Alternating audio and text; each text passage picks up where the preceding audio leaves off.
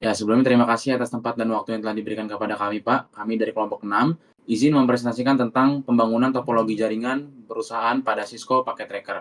Nah, seperti pepatah mengatakan, tak kenal maka tak sayang, maka izinkan saya memperkenalkan diri terlebih dahulu dengan saya Dik Richard Nara.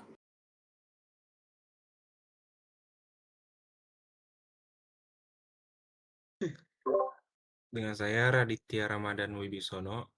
Dengan saya Saranggita Syenipar. Saya Tarisya Nanta Aurelia. Saya Justin. Ya, selanjutnya untuk slide pertama akan dijelaskan oleh teman saya. Baik, jadi topologi jaringan ini menggambarkan jaringan perusahaan yang terdiri dari 3 gedung, yaitu gedung 1, 2, dan 3. Gedung 1 merupakan pusat dengan router 0 sebagai core router yang menghubungkan divisi A, B, dan C. Dan gedung 2 berisi divisi D yang terhubung langsung ke router 1. Dan gedung 3 berisi server 0 yang terhubung via router 2 dan router 3. Next.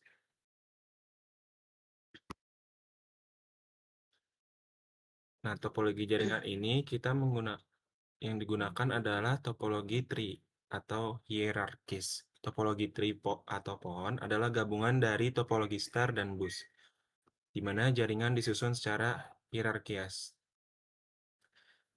Next.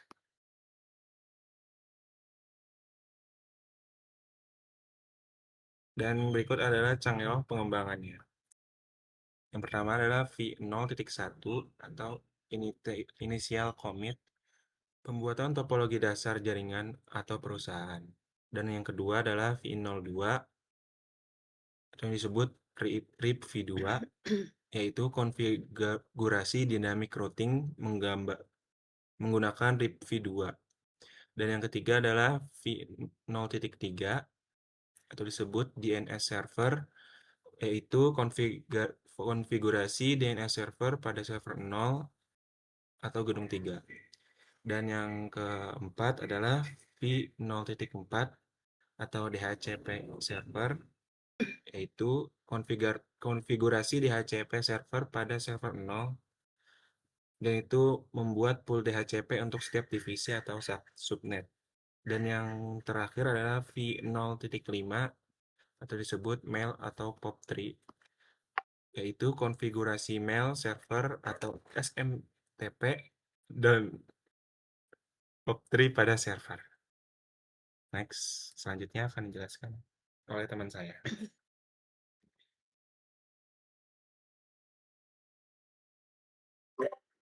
Baik, pada topologi ini perangkat yang kami gunakan terdiri dari PC client, switch, router, dan server. Yang dimana PC client itu berfungsi sebagai perangkat yang digunakan oleh pengguna di setiap divisi. Nah, switch itu digunakan untuk menghubungkan perangkat dalam satu jaringan lokal di masing-masing gedung dan divisi. Router berfungsi menghubungkan antara jaringan mulai dari core router, gateway, hingga penghubung antara gedung agar semua jaringan bisa saling berkomunikasi. Dan juga ada server menyediakan layanan jaringan seperti DNS, DHCP, MailPOP3, dan dikelola menggunakan Cisco Server PT. Next. Di sini pada topologi ini kami menggunakan dynamic routing dengan protokol RIP V2. Protokol ini memungkinkan setiap router bisa saling bertukar informasi rute secara otomatis, sehingga nggak perlu dikonfigurasi satu persatu. Nah, selain itu, review menggunakan hop count sebagai penentu jalur terbaik dengan batas maksimal 15 hop. Dan RIP V2 mendukung PIDR dan VLCM sehingga pembagian subnet menjadi lebih fleksibel. Kami juga menonaktifkan auto summary agar informasi subnet tetap akurat dan tidak digabung secara otomatis. Selanjutnya.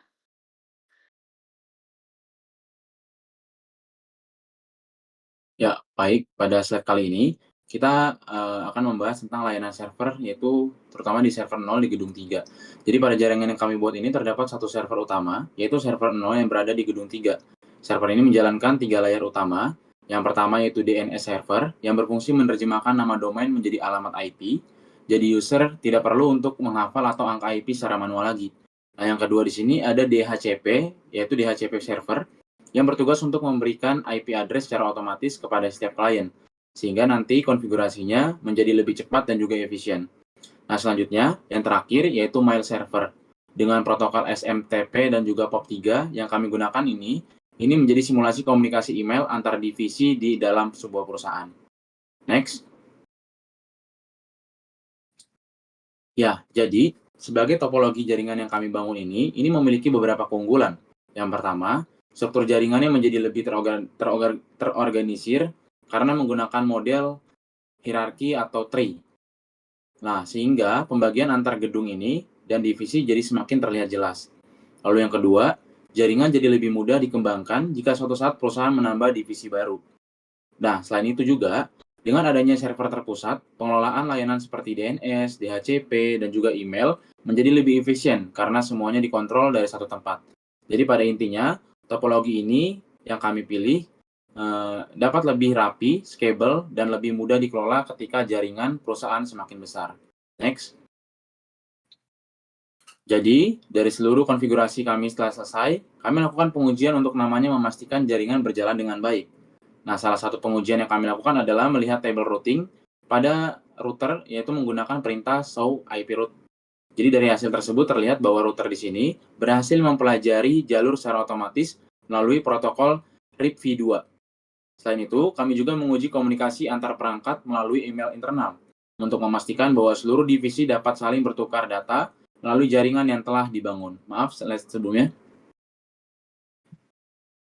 Jadi, dari pengujian ini dapat dibuktikan bahwa konfigurasi routing dan layanan jaringan sudah berjalan sesuai dengan perancangan yang kami buat, dan selanjutnya akan dijelaskan oleh rekan saya.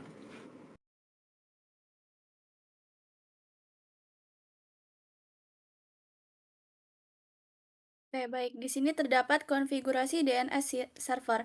Jadi pada bagian ini kami mengonfigurasi DNS server pada server 0. Nah, DNS ini berfungsi untuk menerjemahkan nama domain menjadi alamat IP. Jadi, pengguna tidak perlu menghafal alamat IP yang panjang dan cukup mengetik nama domainnya saja. Pada proyek ini domain kami bernama kelompok6.com, diarahkan ke alamat IP server sehingga seluruh komputer dalam jaringan dapat mengakses layanan dengan lebih mudah. Simpelnya, kalau DNS itu ibarat kontak di HP, jadi kita nyimpen nama, misalkan nama Mamah. Nah, supaya nggak perlu hafal nomor teleponnya, nah, komputer juga seperti itu. Jadi daripada hafal IP yang panjang, cukup ketik kelompok6.com aja gitu. Next. Oke, selanjutnya ada konfigurasi email server. Jadi pada server 0 ini kami juga mengaktifkan layanan email menggunakan SMTP dan POP3. Nah, SMTP ini digunakan untuk mengirim email, sedangkan POP3 digunakan untuk menerima email. Jadi setiap divisi memiliki akun email masing-masing sehingga komunikasi antar divisi dapat dilakukan melalui jaringan perusahaan. Simpelnya, SMTP itu si tukang nganter surat, sedangkan POP3 itu si tukang ngambil suratnya. Jadi yang satu mengirim dan satu menerima. Next.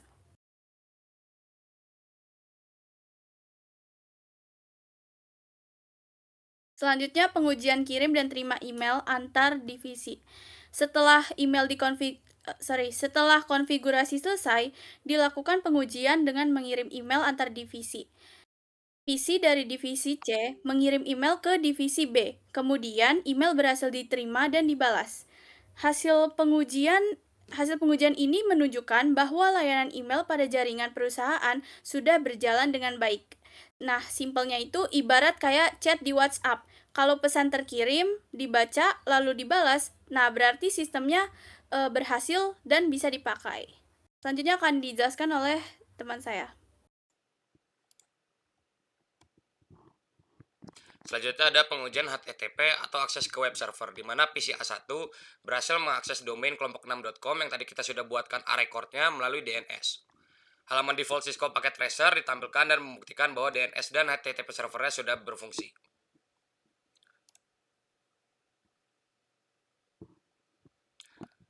Berikut ini adalah hasil dari konfigurasi DHCP server dan bukti dengan ping testing dan traceRT, di mana PC A1 dan PC D1 mendapatkan IP-nya sendiri setelah melakukan DHCP request ke DHCP server.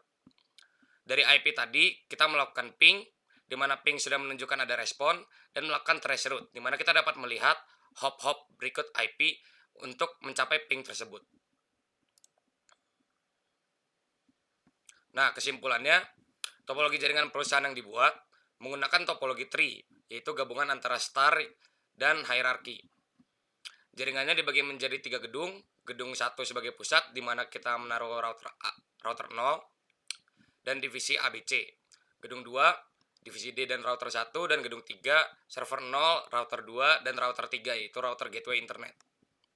Kami menggunakan protokol RIP-v2 sebagai protokol dynamic routing agar seluruh router dapat saling bertukar informasi rute secara otomatis. 3 layanan utama yang dikonfigurasi pada server 0, ada DNS server untuk meresolusi domain, DHCP server untuk memberikan IP pool, dan mail dan POP3 server untuk layanan email intra perusahaan. Dengan arsitektur ini, jaringan perusahaannya menjadi lebih terstruktur, scalable, dan mudah dikelola, serta mampu melayani seluruh divisi secara efisien dari satu server yang terpusat. Ya, berikut kita akan dapat melihat simulasi yang akan kami tampilkan di layar.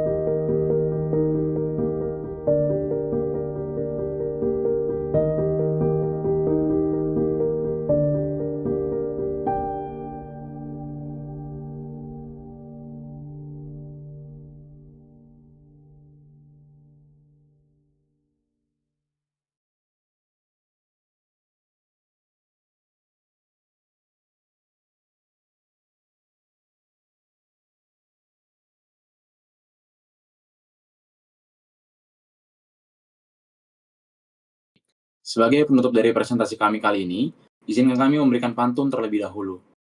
Coding berjalan, paket terkirim. Topologi kami sudah terjamin. Terima kasih Bapak sudah menyimak dengan yakin. Semoga nilai terbaik jadi hasil yang kami ingin. Wassalamualaikum warahmatullahi wabarakatuh.